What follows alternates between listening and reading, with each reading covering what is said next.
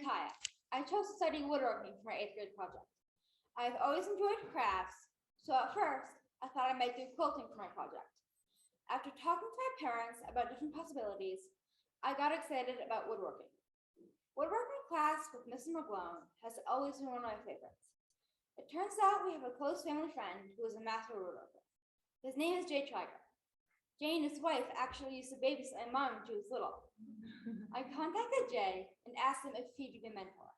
He happily accepted. At my first meeting with Jay, I told him I wanted to build a table.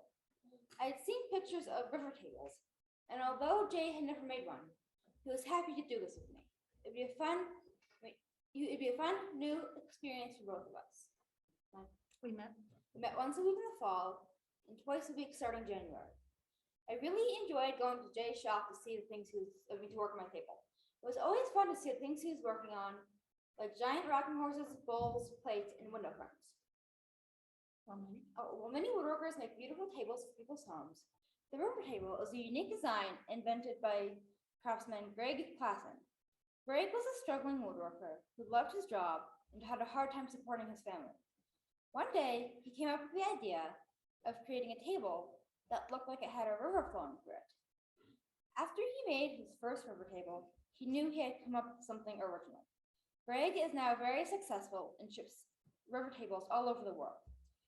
Now I'll show you the process of how I made my river table. The wood I chose is a 300-year-old piece of yew that has to be cut down, and Jay was able to get it. He gave me a large trunk and used the rest of it for his giant rocking horse. We started off by cutting the wood in half and sanding it to make it smooth and beautiful. Next, we built a box to hold the two pieces of wood. We placed the rough. We placed the rough edges facing the middle to make it look like a riverbank. The space you see in the middle is where the epoxy will go. Epoxy is liquid resin that hardens after you pour it. This is like the river in the middle of my table.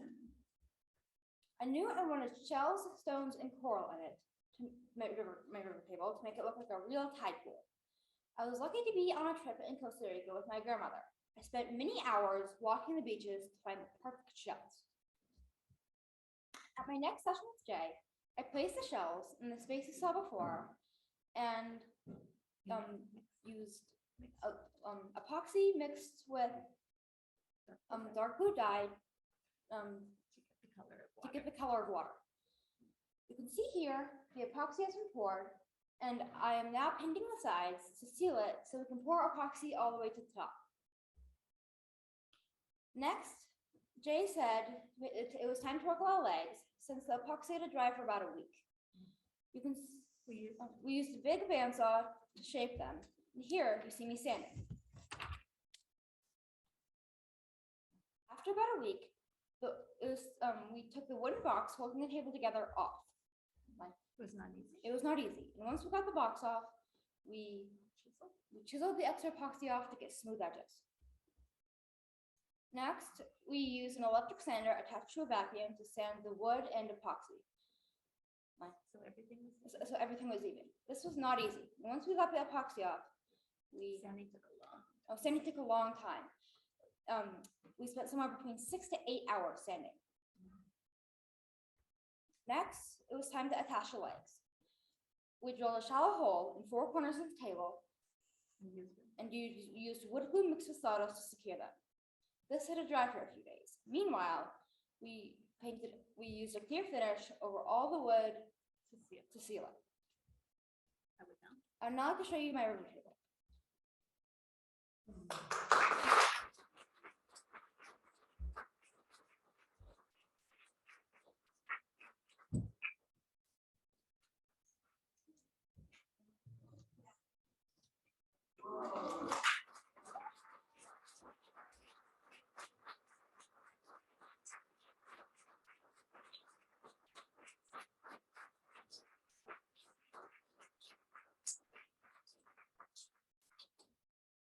My favorite part about this is that it actually turned out to look like a real tide pool,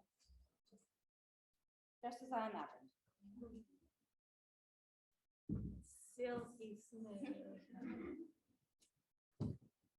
A highlight of my project was working with my hands and seeing how an ordinary piece of wood could be turned into a work of art.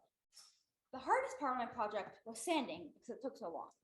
It was also a challenge to gather and organize all the shelves for my project. What? I walked many miles just to find the right ones. In doing this project, I was most happy that I followed my heart. I often feel pressured by other people's ideas of what I should do.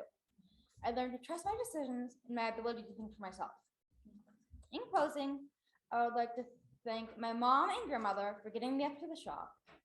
I would like to thank Ms. Galway for helping me with this speech. I would like to thank Ms. Rozzi and the school for giving me this opportunity. Kristen, thank you so much for helping me hold the tech.